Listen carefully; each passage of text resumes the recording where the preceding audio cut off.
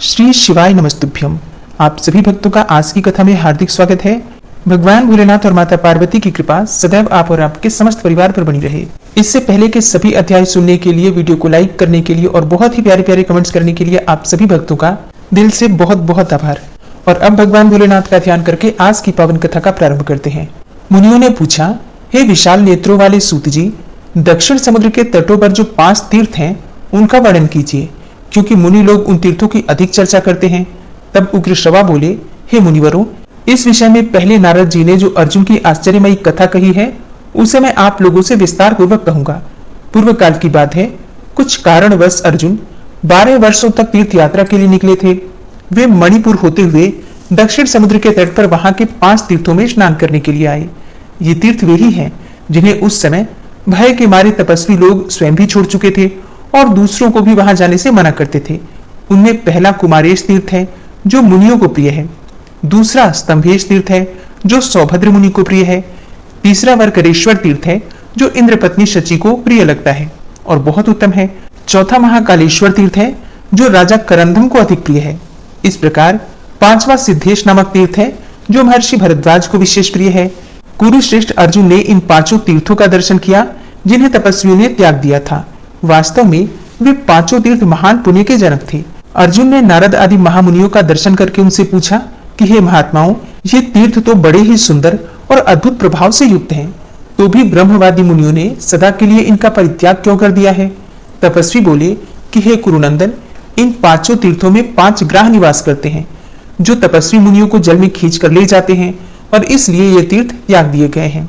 अब ये सुनकर महाबाहु अर्जुन ने समुद्र के तट पर उन तीर्थों में जाने का विचार किया। तब उनसे तपस्वी महात्माओं ने कहा कि अर्जुन, वहां तुम्हें नहीं जाना चाहिए। ग्राहों ने बहुतेरे राजाओं और मुनियों को मार डाला है। तुम तो 12 वर्ष तक अनेकों तीर्थों में स्नान कर चुके होंगे, फिर इन 5 तीर्थों से तुम्हें क्या लेना है? दीप शिखा पर जल मरने वाले पतंगों की भांति इन तीर्थों में प्राण देने के लिए न जाओ। अर्जुन ने कहा कि हे मुनिवरों, आप लोगों का दयालु स्वभाव है और आपने जो सार बात बताई है वह ठीक है। तथापि अपनी ओर से मैं सेवा में कुछ निवेदन करता हूँ। जो मनुष्य धर्माचरण की इच्छा से कहीं जाता हो उसे मना करना महात्माओं के लिए भी उचित नहीं है। जीवन बिजली की चमक के समान क्षणभंगुर है। वह यदि धर्म के पालन के लिए चला जाता है, नष्ट हो जाता है तो चला जाए, इसमें दोष ही क्या है? जिनके जीवन, धन, स्त्री, पुत्र, खेत और घर धर्म के काम में चले जाते हैं, वे ही इस पृथ्वी पर मनुष्य कहलाने के अधिकारी हैं। तब तपस्वी बोले कि हे पार्थ, इस प्रकार धर्माचरण करते हुए तुम्हारी आयु बड़ी हो और धर्म में तुम्हारा अनुराग निरंतर बना रहे। जाओ, अपना मनोरथ सिद्ध करो। मुनियों के ऐसा कहने पर अर्जुन ने उन सबको प्रणाम किया और आशीर्वाद लेकर सौभद्र महर्षि के उत्तम तीर्थ में जाकर स्नान किया। इसी समय जल के भीतर रहने वाले महान ग्राह ने नरश्रेष्ठ अर्जुन को पकड़ लिया। महाबाहु अर्जुन बलवानों में श्रेष्ठ थे।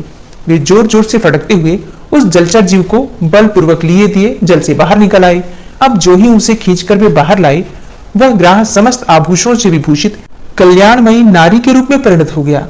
उसका रूप दिव्य था, वह मन को मोह लेने वाली थी। उस समय अर्जुन ने उससे पूछा कि हे कल्याणी, तुम कौन हो? जल में विचरण करने वाली मकड़ी का रूप तुम्हें कैसे मिला? ऐसा महान पाप तुमने क्यों किया? नारी बोली कि हे कुंती नंदन, मैं देवताओं के नंदन वन में निवास करने वाली अप्सरा हूँ। मेरा नाम वर्चा है। यहाँ मेरी 4 सखियां और हैं। वे सभी सुंदरी तथा इच्छानुसार गमन करने वाली हैं। एक दिन उन सबको साथ लेकर मैं देवराज इंद्र के भवन से चली और एक वन में पहुंचकर मैंने देखा कि कोई ब्राह्मण देवता अकेले एकांत में बैठकर स्वाध्याय कर रहे हैं। उनका रूप बड़ा सुंदर है। हे वीरवर, उनकी तपस्या के तेज से वह सारा वन प्रकाशित हो रहा था। वे सूर्य की भांति उस समस्त प्रदेश को आलोकित कर रहे थे। उन्हें देखकर उनकी तपस्या में विघ्न डालने की इच्छा से मैं वहां उतर गई।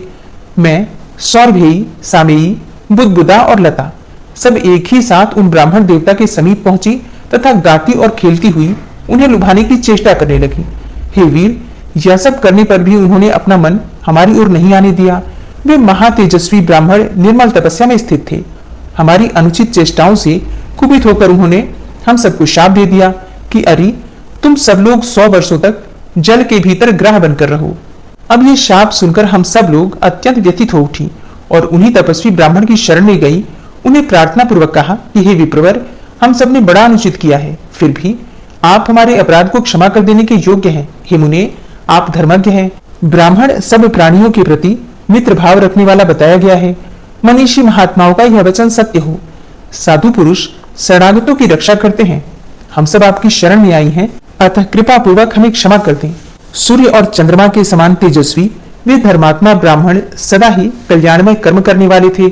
अप्सराओं की प्रार्थना करने पर उन्होंने उन पर कृपा की और इस प्रकार कहा कि हे देवियों, यदि लोग अपने सिर पर खड़ी हुई मृत्यु को देख लें तो उन्हें भोजन भी न रुचे, फिर पाप में प्रवृत्ति तो हो ही कैसे सकती है। अहो, सब रत्नों से बढ़कर अत्यंत दुर्लभ इस मनुष्य जन्म को पाकर स्त्रियों के मुंह में फंसे हुए कुछ नीच मनुष्य इसे तिनके के समान गंवा देते हैं। यह कितने आश्चर्य की बात है। हम पूछते हैं कि तुम लोगों का जन्म किस लिए हुआ है अथवा उससे क्या लाभ है। अपने मन में विचार करके इसका उत्तर दो। हम स्त्रियों की निंदा नहीं करते जिनसे सबका जन्म होता है, केवल उन पुरुषों की निंदा करते हैं जो स्त्रियों के प्रति उच्छृंखल हैं, मर्यादा का उल्लंघन करके उनके प्रति आसक्त हैं।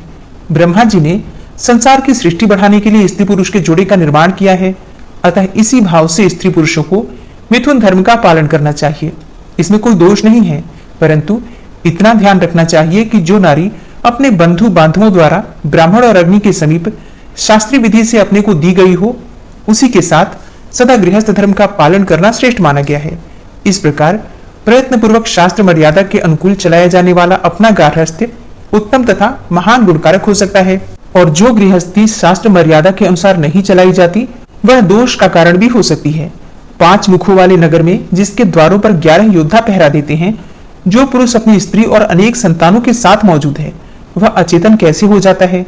स्त्री के साथ संयोग इसलिए किया जाता है कि उससे पुत्र उत्पन्न होकर पंचयज्ञ आदि कर्मों द्वारा संपूर्ण विश्व का उपकार कर सके, किंतु हाय, मूढ़ मनुष्य उस पवित्र संयोग को किसी और ही भाव से ग्रहण करते हैं। 6 धातुओं का सारभूत जो वीर्य है उसे अपने समान वर्ण वाली स्त्री को छोड़कर अन्य किसी निंदित योनि में यदि कोई छोड़ता है तो उसके लिए यमराज ने ऐसा कहा है कि पहले तो वह अन्न का द्रोही है, फिर आत्मा का द्रोही है, फिर पितरों का द्रोही है तथा अंततो गत्वा संपूर्ण विश्व का द्रोही है।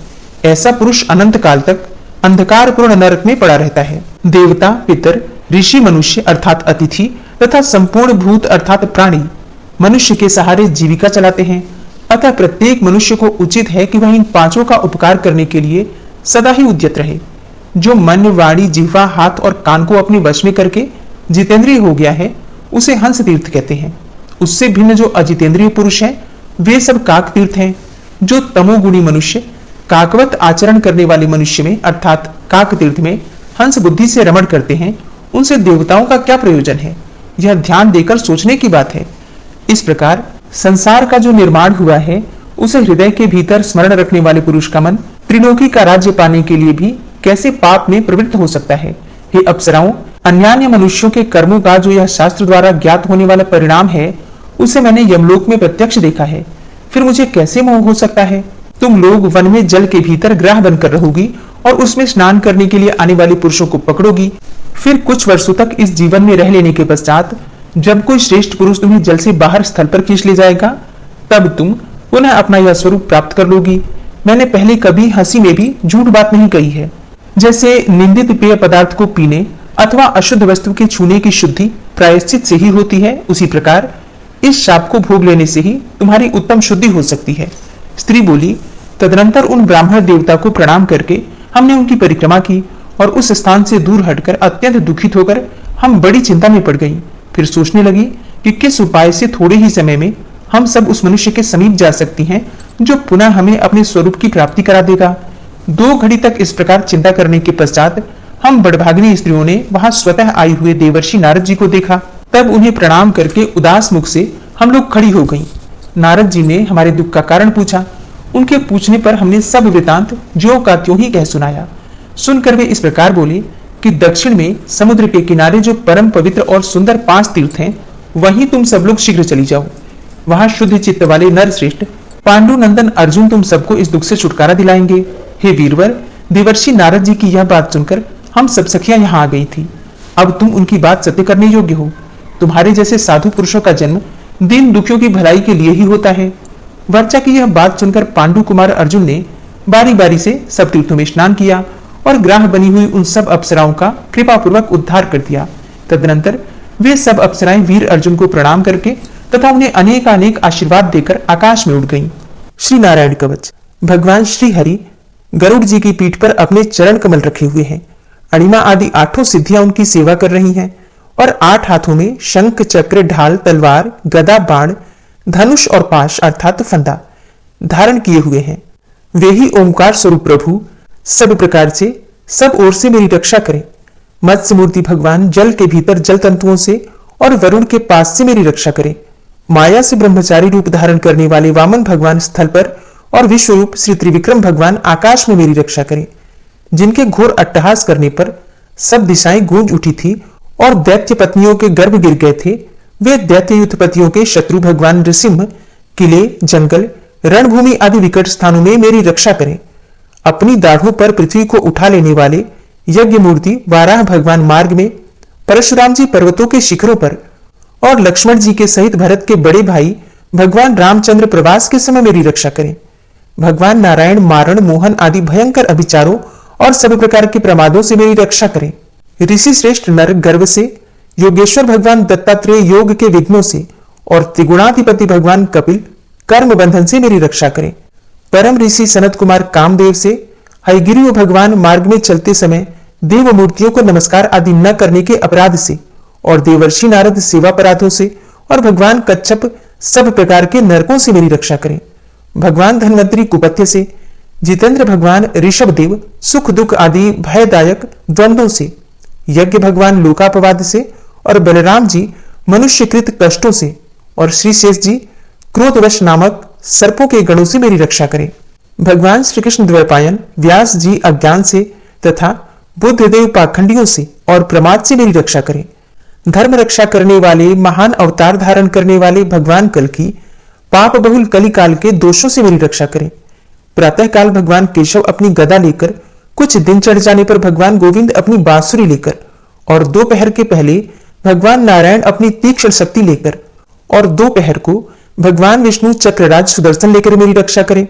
तीसरे पहर में भगवान मधुसूदन अपना प्रचंड धनुष लेकर मेरी रक्षा करें और सायंकाल में ब्रह्मा आदि त्रिमूर्तिधारी माधव, सूर्यास्त के बाद ऋषिकेश, अर्धरात्रि के पूर्व तथा अर्धरात्रि के समय अकेले भगवान पद्मनाभ मेरी रक्षा करें। रात्रि के पिछले प्रहर में श्रीवत्स लांछन श्रीहरि, उषा काल में खड्गधारी भगवान जनार्दन और सूर्योदय से पूर्व श्री दामोदर और संपूर्ण संध्याओं में काल मूर्ति भगवान विश्वेश्वर मेरी रक्षा करें। हे सुदर्शन, आपका आकार चक्र रथ के पहिए की तरह है। आपके किनारे का भाग प्रलयकालीन अग्नि के समान अत्यंत तीव्र है। आप भगवान की प्रेरणा से सबोर घूमते रहते हैं। जैसे आग वायु की सहायता से सूखे घास फूस जला डालती है, वैसे ही आप हमारी शत्रु सेना को शीघ्र से जला दीजिए। हे कौमुद की गदा, आपसे छूटने वाली चिंगारियों का स्पर्श वज्र के समान असह्य है। आप भगवान अजित की प्रिया हैं और मैं उनका सेवक हूं, इसलिए आप कुष्मांड, विनायक, यक्ष, राक्षस, भूत और प्रेत आदि ग्रहों को अभी कुचल डालिए तथा मेरे शत्रुओं को चूर चूर कर दीजिए। हे शंख श्रेष्ठ, आप भगवान श्री कृष्ण के फूंकने से भयंकर शब्द करके मेरे शत्रुओं का दिल दहला दीजिए एवं यातुधान, प्रमथ, प्रेत, मातृका, पिशाच तथा ब्रह्म राक्षस आदि भयावने प्राणियों को यहां से तुरंत भगा दीजिए। भगवान की श्रेष्ठ तलवार, आपकी धार बहुत तीक्ष्ण है। आप भगवान की प्रेरणा से मेरे शत्रुओं को छिन्न भिन्न कर दीजिए। भगवान की प्यारी ढाल, आप में सैकड़ों चंद्राकार मंडल है। आप पाप दृष्टि, पापात्मा शत्रुओं की आंखें बंद कर दीजिए और उन्हें सदा के लिए अंधा बना दीजिए। सूर्य आदि ग्रह, धूमकेतु, पुच्छल तारे आदि केतु, दुष्ट मनुष्य, सर्प आदि रेंगने वाले जंतु, दाढ़ों वाले हिंसक पशु, भूत प्रेत आदि तथा पापी प्राणियों से हमें जो भय हो और जो हमारे मंगल के विरोधी हो, वे सभी भगवान के नाम, रूप तथा आयुधों का कीर्तन करने से तत्काल नष्ट हो जाएं। बृहद, रथंतर आदि सामवेदीय स्तोत्रों से जिनकी स्तुति की जाती है, वे वेद मूर्ति भगवान गरुड़ और विश्वक्सेन जी अपने नामोच्चारण के प्रभाव से हमें सभी प्रकार की विपत्तियों से बचाएं। श्रीहरि के नाम, रूप, वाहन, आयुध तथा श्रेष्ठ पार्षद हमारी बुद्धि, इंद्रिय, मन और प्राणों को सब प्रकार की आपत्तियों से बचाएं। जितना भी कार्य अथवा कारण रूप जगत है, वह वास्तव में भगवान ही है। इस सत्य के प्रभाव से हमारे सारे उपद्रव नष्ट हो जाएं। जो लोग ब्रह्म और आत्मा की एकता का अनुभव कर चुके हैं, उनकी दृष्टि में भगवान का स्वरूप समस्त विकल्पों से रहित है, भेदों से रहित है। फिर भी वे अपनी माया शक्ति के द्वारा भूषण, आयुध और रूप नामक शक्तियों को धारण करते हैं, यह बात निश्चित रूप से सत्य है। इस कारण सर्वज्ञ, सर्वव्यापक भगवान श्री हरि सदा सर्वत्र सब स्वरूपों से हमारी रक्षा करें। जो अपने भयंकर अट्टहास से सब लोगों के भय को भगा देते हैं और अपने तेज से सबका तेज ग्रस लेते हैं, वे भगवान नृसिंह दिशा विदिशा में नीचे ऊपर बाहर भीतर सब ओर से हमारी रक्षा करें। हे देवराज इंद्र, मैंने तुम्हें यह नारायण कवच सुना दिया है। इस कवच से तुम अपने को सुरक्षित कर लो, बस फिर तुम अनायास ही सब दैत्य युद्धपतियों को जीत कर लोगे। इस नारायण कवच को धारण करने वाला पुरुष जिसको भी अपने नेत्रों से देख लेता है अथवा पैर से छू देता है, तत्काल समस्त भयों से वो मुक्त हो जाता है। जो इस वैष्णवी विद्या को धारण कर लेता है, उससे राजा, डाकू, प्रेत, पिशाच आदि और बाघ आदि हिंसक जीवों से कभी किसी प्रकार का भय नहीं होता। हे देवराज, प्राचीन काल की बात है, एक कौशिक गोत्री ब्राह्मण ने इस विद्या को धारण करके योग धारणा से अपना शरीर मरुभूमि में त्याग दिया। अब जहां उस ब्राह्मण का शरीर पड़ा था, उसके ऊपर से एक दिन गंधर्वराज चित्ररथ अपनी स्त्रियों के साथ विमान पर बैठकर निकले। वहां आते ही वे नीचे की ओर सिर किए विमान सहित आकाश से पृथ्वी पर गिर पड़े। इस घटना से उनके आश्चर्य की सीमा न रही जब उन्हें बालखिल्य मुनियों ने बतलाया कि यह नारायण कवच धारण करने का प्रभाव है। तब उन्होंने उस ब्राह्मण देव की हड्डियों को ले जाकर पूर्ववाहिनी सरस्वती नदी में प्रवाहित कर दिया और फिर स्नान करके वे अपने लोक को चले गए। श्री सुखदेव जी कहते हैं, हे परीक्षित, जो पुरुष इस नारायण कवच को समय पर सुनता है और जो आदर पूर्वक इसे धारण करता है, उसके सामने सभी प्राणी आदर से झुक जाते हैं और वह सब प्रकार के भयों से मुक्त हो जाता है। हे परीक्षित, शतक्रतु इंद्र ने आचार्य विश्वरूप जी से यह वैष्णवी विद्या प्राप्त करके रणभूमि में असुरों को जीत लिया और वे त्रैलोक्य लक्ष्मी का उपभोग करने लगे। श्री नारायण कवच संपूर्ण हुआ। श्री राधा कृपा कटाक्ष स्तोत्र। मुनीन्द्र वृंद वंदिते त्रिलोक शोक हारिणी प्रसन्न वक्त्र पंकजे निकुंज भूविलासिनी व्रजेन्द्र भानु नंदिनी व्रजेन्द्र सूनु संगते कदा करिष्यसि हमां कृपा कटाक्ष भाजनम्। अशोक वृक्ष वल्लरी वितान मंडप स्थिते प्रवाल बाल पल्लव प्रभारुणांध्रि कोमले वराभय स्फुरत्करे प्रभूत संपदालये कदा करिष्यसि हमां कृपा कटाक्ष भाजनम्। अनंग रंग मंगलम प्रसंग भंगुरम भ्रुवां सविभ्रमं ससंभ्रमं दृगंत बाण पातने निरंतरं वशीकृत प्रतीत नंद नंदने कदा करिष्यसि हमां कृपा कटाक्ष भाजनम्। प्रदित सुवर्ण चंपक प्रदीप्त गौर विग्रहे मुख प्रभा परास्त कोटि शारदेन्दु मंडले विचित्र चित्र संचर चकोर शावलोचने कदा करिष्यसि हमां कृपा कटाक्ष भाजनम्। मदोन्मदादि यौवने प्रमोदमान मंडिते प्रियानुराग रंजिते कला विलास पंडिते अनन्य धन्य कुंज राज्य काम केली कोविदे कदा करिष्यसि हमां कृपा कटाक्ष भाजनम्। अशेष हाव भाव धीर हीर हार भूषिते प्रभूत शात कुंभ कुंभ कुंभि कुंभ सुस्तनि प्रशस्त मंद हास्य चूर्ण पूर्ण सौख्य सागरे कदा करिष्यसि हमां कृपा कटाक्ष भाजनम्। मृणाल वाल वल्लरी तरंग रंग दौर्लते लताग्रलास्य लोल नील लोचनावलोकने ललल्लुलन् मिलन् मनोज्ञ मुग्ध मोहिनाश्रिते कदा करिष्यसि हमां कृपा कटाक्ष भाजनम्। सुवर्ण मल्लिकांचित त्रिरेख कंबु कंठगे त्रिसूत्र मंगली गुण त्रिरत्न दीप्ति दीधिते सलोल नील कुंतल प्रसून गुच्छ गुंफिते कदा करिष्यसि हमां कृपा कटाक्ष भाजनम्। नितंब बिंब लंबमान पुष्प मेखला गुणे प्रशस्त रत्न किंकिणी कलाप मध्य मंजुले करीन्द्र शुंड दंडिकावरोह शोभ गोरुके कदा करिष्यसि हमां कृपा कटाक्ष भाजनम्। अनेक मंत्रनाद मंजुनूपुरारवस्खलत् समाज राज हंस वंश निक्वणाति गौरवे विलोल हेमवल्लरी विडम्बि चारु चंक्रमे कदा करिष्यसि मां कृपा कटाक्ष भाजनम् अनंत कोटि विष्णु लोक नम्र पद्मजार्चिते हिमाद्रिजा पुलोमजा विरिञ्चिजा वरप्रदे अपार सिद्धि रिद्धि दिग्ध सत्पदांगुली नखे कदा करिष्यसि मां कृपा कटाक्ष भाजनम् मखेश्वरी क्रियेश्वरी स्वधेश्वरी सुरेश्वरी त्रिवेद भारतीश्वरी प्रमाण शासनेश्वरी रमेश्वरी क्षमेश्वरी प्रमोद काननेश्वरी व्रजेश्वरी व्रजाधिपे श्रीराधिके नमोस्तुते इति ममद्भुतं स्तवं निशम्य भानुनन्दिनी करोतु सन्ततं जनं कृपा कटाक्ष भाजनम् भवेत् तदैव संचित त्रिरूप कर्म नाशनम् लभेत् तदा ब्रजेन्द्र सूनु मंडल प्रवेशनम्। जय जय श्री राधे, जय जय श्री राधे।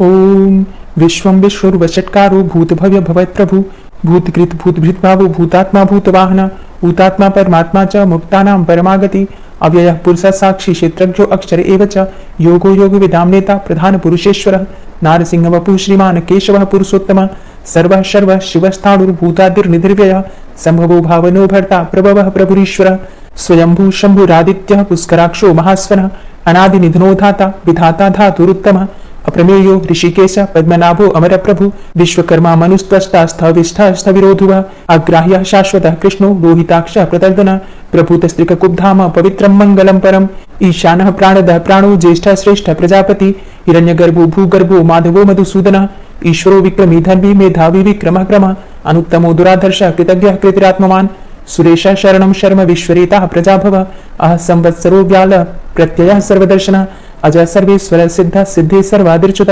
वृषाकपिर्मेयात्मा सर्वयोग विनिश्रित वसुर्वसुमना सत्य समात्मा संमितः सम अमोघ पुंडरीकाक्षो वृषकर्मा वृषाकृति रुद्रो बहुशिरा बभ्रुर्विश्वयोनिः शुचिश्रवा अमृतः शाश्वत स्थाणुर्वरारोहो महातपः सर्वगः सर्वविद्भानुर्विश्वक्सेनो जनार्दन वेदो वेद विद्यंगो वेदांगो वेद वित्कवि लोकाध्यक्ष सुराध्यक्षो धर्माध्यक्ष कृताकृत चतुरात्मा चतुर्युः चतुर्दष्टश्चतुर्भुज भ्राजेश्वरभोजनं भोक्ता सहस्रोर्जगदाति च अनघो विजयो जेता विश्वयोनिः पुनर्वसु उपेन्द्रो वामनः प्रांशुर्मोघः शुचिरुर्जित अतीन्द्रः संग्रहः सर्गो धृतात्मा नियमो यमः विद्यो वैद्यः सदा योगी वीरः माधवो मधु अतीन्द्रियो महामायो महोत्साहो महाबलः महाबुद्धिर्महावीर्यो महाशक्तिर्महादिति अनिर्देश्य वपु श्रीमान मेयात्मा महाधृतिर् महिश्वासो महिभर्ता श्रीनिवास सतां गति अनिरुद्ध सुरानंदो गोविंदो गोविंदांपति मरीचिर्दमनो हंस सुपर्णो भुजुकोत्तम हिरण्यनाभ सुतपा पद्मनाभ प्रजापति अमृत्यु सर्वदिक्सिंह संधाता संधिमान स्थिर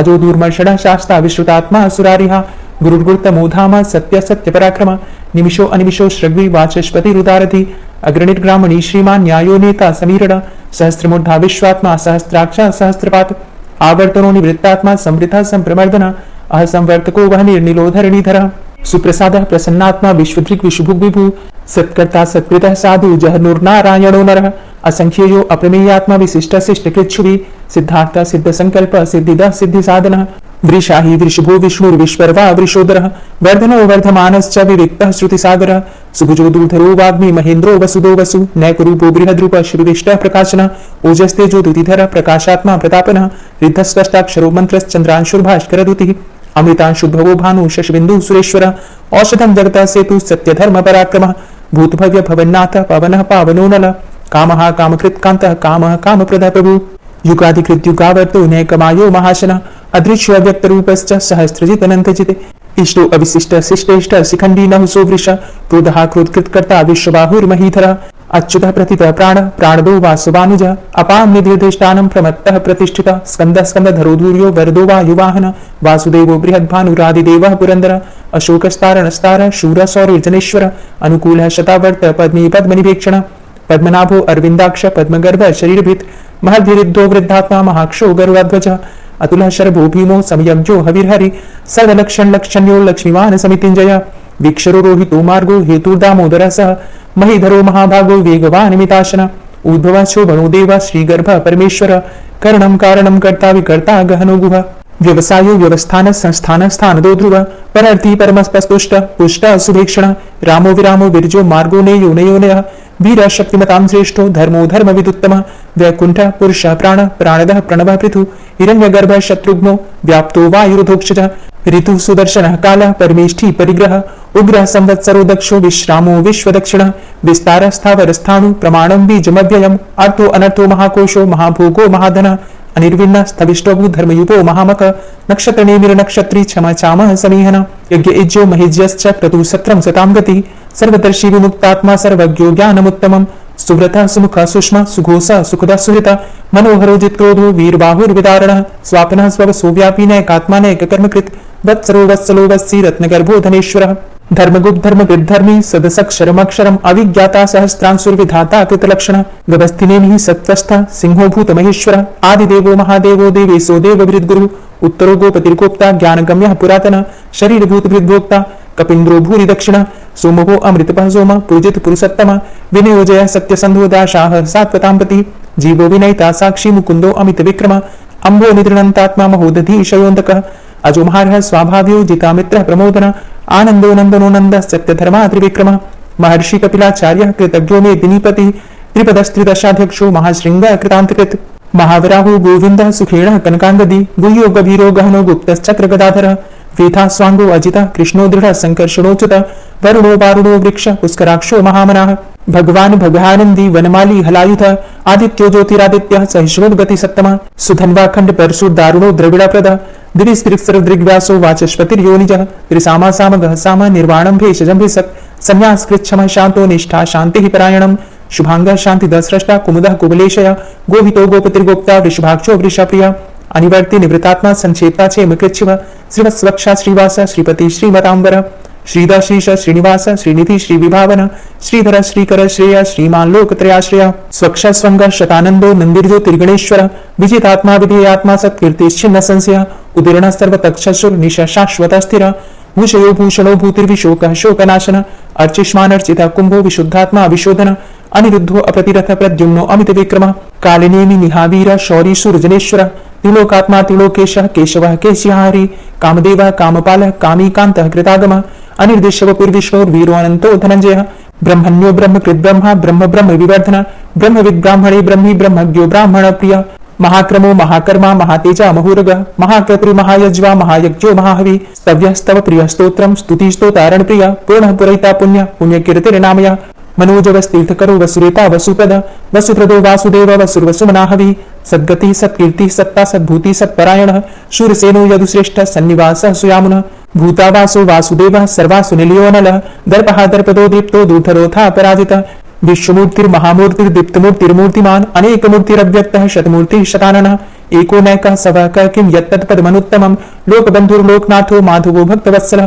सुवर्णवर्णो हेमांगो वरांगश्चन्दनांगदी वीरः विष्मः शून्यो घृताशीर चलश्चलः अमानीमानदो मान्यो लोकस्वामी त्रिलोकदृक् सुमेधा मेधजो धन्य सत्यमेधा धराधर तेजो वृष द्वितिधर सर्वशस्त्र प्रतांबर प्रग्रहो निग्रहो व्यग्रो नैक श्रृंगो गदाग्रज चतुर्मूर्तिश्चतुर्बाहुश्चतुर्व्यूहश्चतुर्गति चतुरात्मा चतुर्भावश्चतुर्वेद विदेकपात समावर्तो अनिवृतात्मा दुर्जयो दुरतिक्रम दुर्लभो दुर्गमो दुर्गो दुरावासो दुरारिहा शुभांगो लोक सारंग सुतंतुस्तंतु वर्धन इंद्रकर्मा महाकर्मा कृतकर्मा कृतागम उद्भव सुंदर सुंदो रत्ननाभ सुलोचन अर्को वाजसना श्रृंगी जयंत सर्वविजयी सुवर्ण बिंदु रक्षोभ्य सर्वभागीश्वरेश्वर महाहृदो महागर्तो महाभूतो महानिधि कुमुदः कुंदरः कुंद पर्जन्यः पावनो नील अमृताशो अमृत वपु सर्वज्ञ सर्वतोमुख सुलभ सुव्रत सिद्ध शत्रुजित शत्रुतापन न्यग्रोधो दुंबरो अस्वस्थश्चाणुरांध्र निषूदन सहस्त्रार्चिः सप्तजिह्व सप्तधा सप्तवाहन अमूर्तिरणभो अचिन्त्यो भयकृत भयनाशन अमूर्बृहत् कृशस्थूलो गुणभृन्निर्गुणो महान् अधृत स्वधृत स्वास्य प्राग्वंशो वंशवर्धन भारभृति कथितो योगी योगी स सर्वकामद आश्रम श्रमण क्षाम सुपर्णो वायुवाहन धनुर्धरो धनुर्वेदो दंडोदमयितादम अपराजिता सर्वसहो नियंता नियमो यमः सत्यवान सात्विक सत्य सत्यधर्म परायण अभिप्राय प्रियार्होरः प्रियकृत प्रीतिवर्धन विहाय सगतिर्ज्योति सुरुचिर्हुद्भुग्विभु रविर्विलोचन सूर्य सविता रविलोचन अनंतो हुद्भुग्भोक्ता सुखदो नैकजोग्रज अनिर्विन्न सदामर्षि लोकाधिष्ठानमद्भुत सनात सनातनतमः कपिल कपिरप्यय स्वस्ति स्वस्ति कृत् स्वस्ति स्वस्ति भुक् स्वस्ति दक्षिण रौद्र कुंडली चक्रे विक्रमयुर्जिति शासन शब्दातिग शब्दशः शिशिर शर्वरीकर अक्रूरः पेशलो दक्षो दक्षिणः चमिणांबर विद्वतमो वितभय पुण्य शमन कीर्तन उत्तारणो दुष्कृतिः पुण्यो दुःस्वप्ननाशन वीरः रक्षण संतो जीवन पर्यवस्थित अनंत रूपो अनंत सृजत्मन्युर्भयापः चतुष्टो गभीरात्मा विदिशो व्यादिशो दिश अनादिर्भूर्भुवो लक्ष्मी स्वीरो रुचिरांगद जननो जन्मादिर्भीमो भीम पराक्रम आधार नील योधाता पुष्पहासः प्रजागर ऊर्ध्वग सतथाचार प्राणदः प्रणमापण प्रमाणं प्राण नीलिय प्राणभृत प्राणजीवन तत्त्वं तत्त्वविदेकात्मा जन्म मृत्यु जरातिग पूर्वस्वस्तरुस्तार सविता प्रपितामह यज्ञो यज्ञपतिर्यज्वा यज्ञांगो यज्ञवाहन यज्ञभृद् यज्ञकृद्यज्ञ यज्ञभुक् यज्ञ साधन यज्ञान्तिकृद्यज्ञ गुह्यमन्यमन्नादेव च आत्मयोनिः स्वयं जातो वै खानः सामगायन देवकी नंदन सृष्टा क्षितिसः पापनाशन शंखभृन्नन्द कीचक्री शारंग धन्वा गदाधर रथांगपाणिरक्षुभ्य सर्वप्रहरणायुध ओम नमः इति। और अब आप सुनेंगे श्री तुलसी चालीसा। श्री तुलसी महारानी करूं विनय सिरनाय जो मम हो संकट विकट दीजे मात नशाय। नमो नमो तुलसी महारानी महिमा अमित न जाए बखानी दियो विष्णु तुमको सन्माना जग में छायो सुयस महाना। विष्णु प्रिया जय जयति भवानी तिहु लोक की हो सुख खानी। भगवत पूजा करे जो कोई बिना तुम्हारे सफल न होई। जिन घर तव नहीं होय निवासा उस घर कर ही विष्णु नहीं वासा। करे सदा जो तव नित सुमिरन तेहि के काज होय सब पूरन। कार्तिक मास महात्म तुम्हारा ताको जानत सब संसारा। तव पूजन जो करे कुंवारी पावे सुंदर वर सुकुमारी। करे जो पूजा नित प्रति नारी सुख संपत्ति से होय सुखारी। वृद्धा नारी करे जो पूजन मिले भक्ति होवे पुलकित मन। श्रद्धा से पूजे जो कोई भवनिधि से तर जावे सोई। कथा भागवत यज्ञ करावे तुम बिन नहीं सफलता पावे। छायो तब प्रताप जग भारी ध्यावत तुम्हें सकल चित धारी। तुम्ही मात यंत्रन तंत्रन में सकल काज सिद्धि होवे क्षण में। औषधि रूप आप हो माता सब जग में तव यश विख्याता। देव ऋषि मुनि और तपधारी करत सदा तव जय जयकारी। वेद पुराणन तव यश गाया महिमा अगम पार नहीं पाया। नमो नमो जय जय सुख कारणी नमो नमो जय दुख निवारणी। नमो नमो सुख संपत्ति देनी नमो नमो अघ काटन चेनी। नमो नमो भक्तन दुख हरणी नमो नमो दुष्टन मद छेनी। नमो नमो भव पार उतारणी नमो नमो परलोक सुधारणी। नमो नमो निज भक्त उबारणी नमो नमो जन काज सवारणी। नमो नमो जय कुमति नशावनी नमो नमो सब सुख उपजावनी। जयति जयति जय तुलसी माई ध्याऊं तुमको शीश नवाई। निज जन जानी मोहि अपनाओ बिगड़े कारज आप बनाओ। करूं विनय मैं मात तुम्हारी पूर्ण आशा करहु हमारी। शरण चरण कर जोरी मनाऊं निश दिन तेरे ही गुण गाऊं। करहु मात अब मोह पर दाया निर्मल होए सकल मम काया। मांगू मातु यही बर दीजे सकल मनोरथ पूर्ण कीजे। जानू नहीं कछु नेम आचारा क्षमहु मातु अपराध हमारा। 12 मास करे जो पूजा ता सम जग में और नहीं दूजा। प्रथम ही गंगा जल मंगवावे फिर सुंदर स्नान करावे। चंदन अक्षत पुष्प चढ़ावे धूप दीप नैवेद्य लगावे।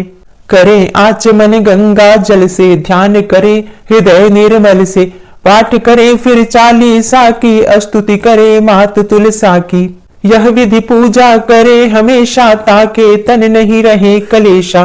करे मास कार्तिक का साधन सोवे नित पवित्र हुई जाही। है यह कथा महासुखदाई पढ़े सुने सो भव तर जाई।